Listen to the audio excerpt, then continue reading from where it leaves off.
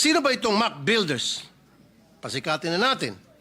Itong Mac Builders ay dati nang na-blacklist ng National Irrigation Administration noong February 2021. Government procurement for 1 year mula January 28, 2021 hanggang January 27, 2022. Pero ang milagro, di pa lumalagpas ang isang buwan, February 19, 2021, ay hindi na blacklisted ang Mac Builders ng government procurement.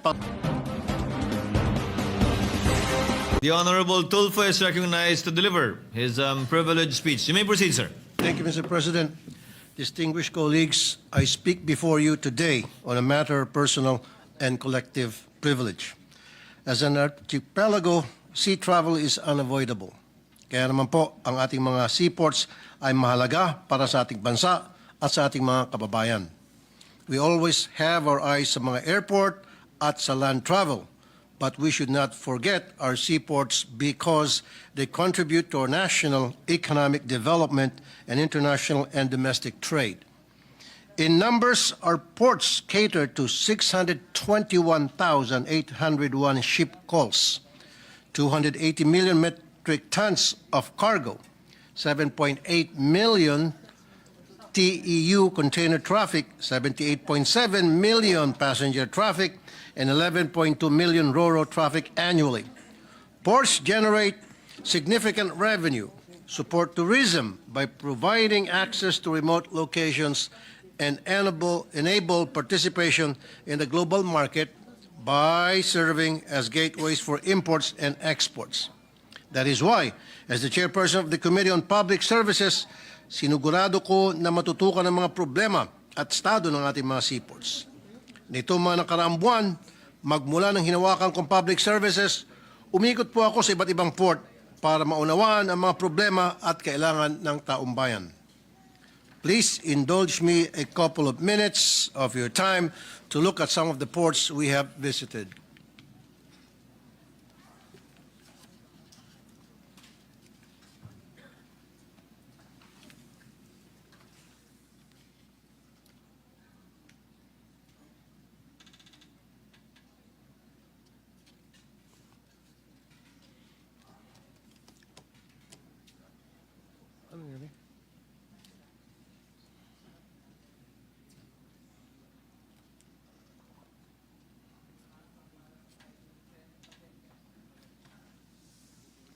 Wala.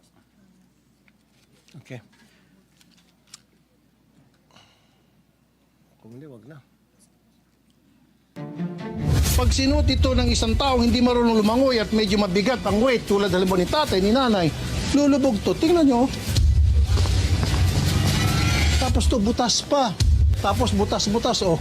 Pag umulan, mababasa itong mga tao. Dapat, inspeksyonin nyo, huwag nyo munang patakbuhin to for the safety and convenience of the passengers. Ito, nakalagay 30 maximum capacity passengers. Yes, sir. Yes, sir. Bakit nakalagay dyan 45? Ang sinasakay mo 45, di ba? Oh, yan na. Meron na pala mga ticket yon, pinagpapawisan, may mga bata, pinapaypayan. Bakit natin hindi ilagay dito na aircon? Doon, mainit. Pag yan nahulog, tatama sa tao. Tapos yun, parang naghihingalo eh. Di ba dati meron kayong counter? Nagagawa pa ba natin sa ngayon, sir? Wala pa sa ngayon, sir. Bakit wala? Kasi kung kayo ay mag-aasa lamang sa manifesto, paano kung meron pinalusot ng pinalusot, nagkanya-kanya na silang kung saan-saang deck. So dapat merong counter para kung tutugma rito yung bilang ninyo doon sa nakalagay sa manifesto. The purpose is also para makita din yung insurance. Pwede mabuksan tong clinic? Wow! Maling-mali ito. Clinic ito? Hindi dapat ganito. You know, kwarto. Take note of this, sir. Paano kung may mga dalang droga, may madalang baril? Ano na? Hindi namin yun madetect. Ayun. So paano kung ako ay terorista, naglagay ako ng napakaraming baril sa ilang upuan, naglagay pa ako ng isang sakong droga, lusot na. Wala. Random nga lang po, sir, dahil yung limited din na po yung capability ng mga aso po natin, sir. So, from time to time, pagkano, sir, Ay, wag po random. Kasi paano kung natsambahan kayo, may droga doon. So dapat po, each and every vehicle na papasok, check talaga, wag random. Sir. From Manila po, lumipad po kami to Zamboanga. Tapos nagstay kami ng overnight sa Zamboanga. Kinabukasan po, lumipad naman po kami from Zamboanga to Tawi-Tawi. Pagdating namin po sa Tawi-Tawi, sumakay naman po kami ulit ng tricycle papuntang Old Chinese Port or Bungaw. Pagdating po namin sa Old Chinese Port or Bungaw Port, sumakay po kami ng lunch. May nag-expect? Wala. Wala po. During these ocular inspections and committee hearings conducted, we have flagged various issues, including, number one, overloading during peak seasons caused by faulty ticketing systems of passenger ship companies. Number two, it was also observed that there is no strict documentation to the manifest log sheet of passengers. Number three, we also noted the lack of proper screening of passengers and their bags, particularly those on board Roro and private vehicles. Number four, some ports have substandard facilities, no sufficient seats in the waiting area, unsanitary toilets, and poor ventilation. Number five, during peak seasons, fixers demand 2,500 pesos up to 5,000 pesos from vehicle owners in exchange for prioritized port entry. Number six, when it comes to cargo being loaded on the vessels, I noticed that there is no need to provide more X-ray machines and K9 units that could check the cargo, which is sometimes used to transport smuggled goods, unregulated firearms, and prohibited drugs. Mr. President, who should be on top of these things? It is the Philippine Ports Authority. The PPA's mandate is to establish, develop, regulate, manage, and operate a rationalized national port system in support of trade and national development. According to them, their vision is that by 2030, the Philippine Ports Authority, as part of an integrated transport and logistic system, shall have provided port facilities and services at par with global best practices and a port regulatory environment conducive to national development. Kaya ba ito, PPA? Allow me to make a wild guess kung titingnan natin ang ilang mga proyekto ng PPA suntok sa buwan po. Mr. President, may nakarating po sa akin na may isang infrastructure project ang PPA sa Zamboanga. Isang modern daw na two-story passenger terminal with a penthouse intended to cover 9,416 square meters and serve up to 3,000 passengers. The notice to proceed was issued on February 23, 2021 to MAC Builders, with the project formally approved by PPA General Manager J. Daniel Santiago and awarded at a contract price of 485 million pesos. The agreed timeline for completion was 720 calendar days, targeting February 13, 2023. Pero it has been 932 days, hindi pa din po ito tapos.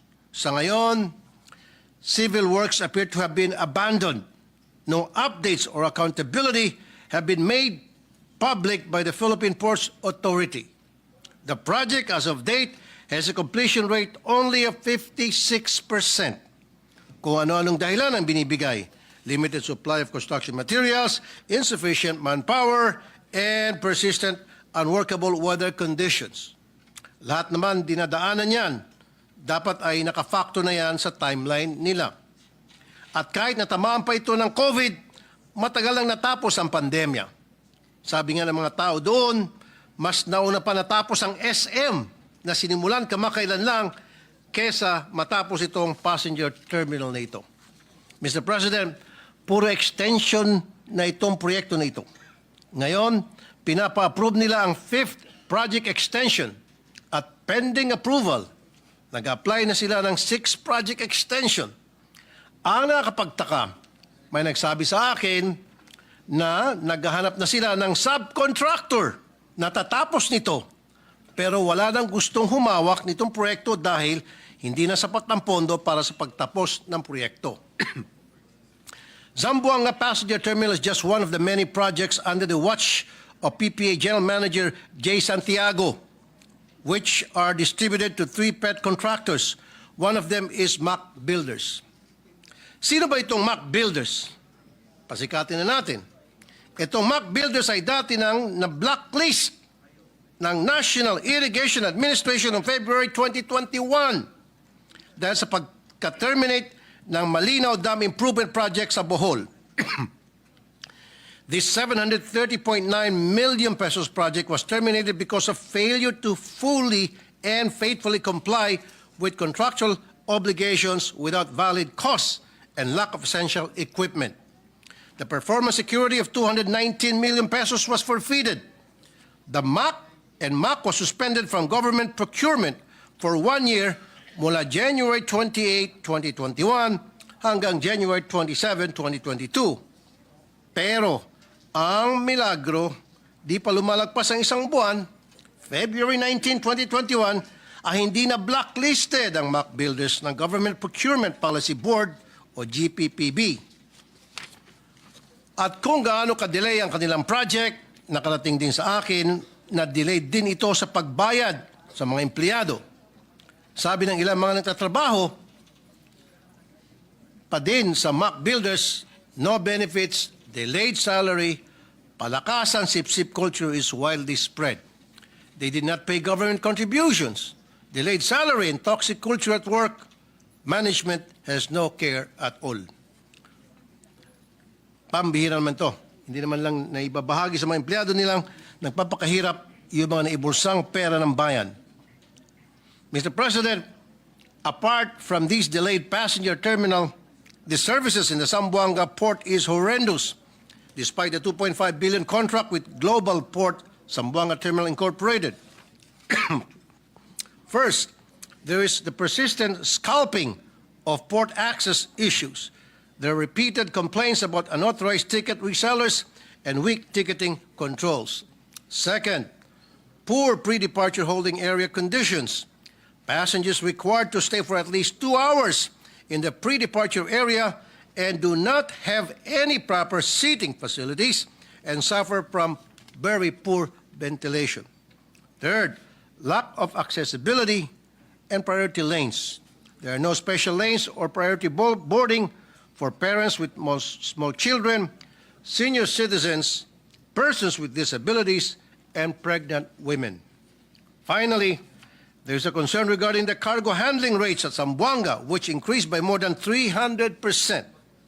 Local stakeholders cite this as a major blow to small traders from Basilan, Sulu, and Tawi-Tawi who rely on the port for commerce.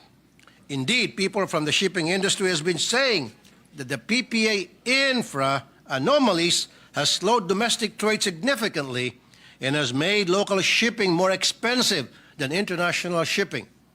Mr. President, sounds familiar itong unfinished passenger terminal project sa Zamboanga. At dahil may momentum na tayo dito sa mga flood control projects, gusto kong tuloy-tuloy na itong pag-ungkat ng mga kalokohan sa iba pang mga proyekto ng gobyerno. I want to focus on improving our transportation sector. At sa ating mga kababayan, inanyayan ko po kayo na magsumbong dahil we are on your side. Get involved in these hearings. Put pressure on your public officials until it hurts. Demand transparency and accountability, and insist on public involvement and participation. We will ensure that all other ports will get checked and be worth every centavo invested from the people's money. Kaya sa PPA, shape up or ship out. Thank you, Mr. President. Mr. President. Senator Villanueva is recognized. Yes, Mr. President, the minority leader is seeking the floor to interpolate the gentleman from Isabela. I move that he be recognized, Mr. President. The distinguished minority floor leader is recognized for his interpellations and or interjections with leave of the gentleman from Tarlac, the Honorable Tulfo. Thank you, Mr. President. Will the distinguished gentleman from Isabela, Tarlac, and the Philippines answer a few, a few questions, Mr. President? Kaya Philippines na para natin. Yes, Mr. President, by all means. Thank you. We would like to congratulate you for this well-crafted privileged speech, and we are somehow bothered by the revelations. No? Imagine a contractor who has been blacklisted has again been able to get projects from government.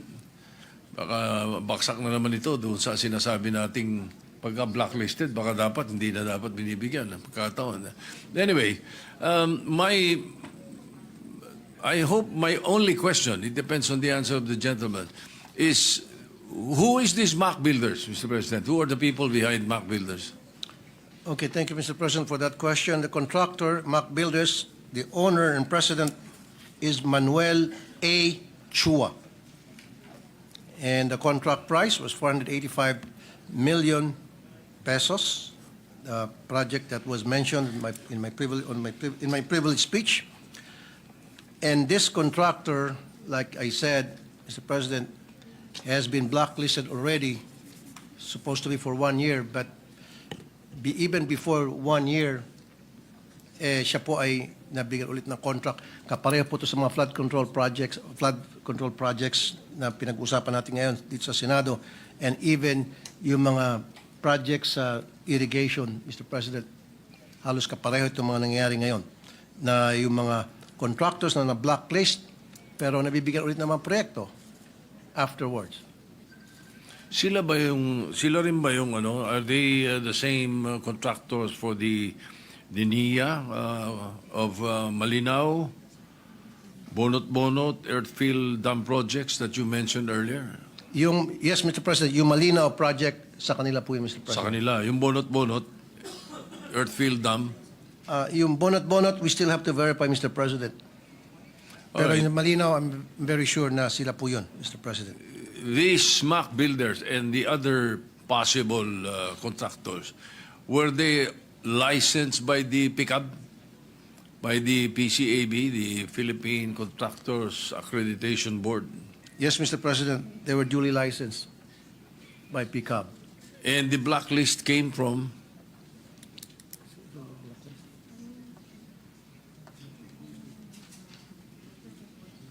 The procurement board is the one that blacklisted them, Mr. President. GP? From the DBM, GP.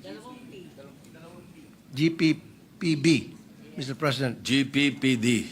Alright. Yes. So yun yung nag-blacklist. Yun po, Mr. President, ang nag-blacklist sa Mac Builders. And then thereafter, how many years or months before they were able again to get the contract? 1 month pa lamang, Mr. President. Agad-agad nilift yung blacklisting sa kanila at nabigyan ng panibagong contract. I believe, Mr. President, that there should be a thorough investigation of the revelations of the distinguished gentleman. And perhaps the Committee on Public Services would be the proper agency to look into the matter because of the PPA and what is the other one involved, the Zamboanga port and all the other ports. Yes, Mr. President. Are the ones that are involved. Thank you, Mr. President. And pag nagkaroon po ng hearing, I would like to invite you to attend para kayo po'y makapag-contribute, makapagbigyan ng input sa gagawing hearing tungkol sa isyong ito, Mr. President. Thank you, Mr. President. That is all for now. I will hopefully wait for the hearing to be done very soon.